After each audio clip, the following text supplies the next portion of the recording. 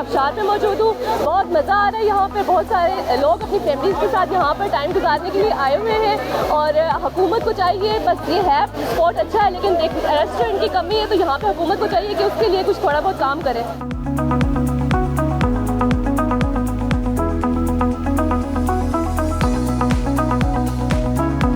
यहाँ पर ये कुदरत का बहुत बड़ा शाहकार है और गर्मी के सताए हुए लोग ईद की छुट्टियाँ गुजारने के लिए जस्कॉल आबशार पर आए हैं और गर्मी के सताए लोगों का कहना है कि किसी को अल्लाह की किसी नियामत से काम नहीं है।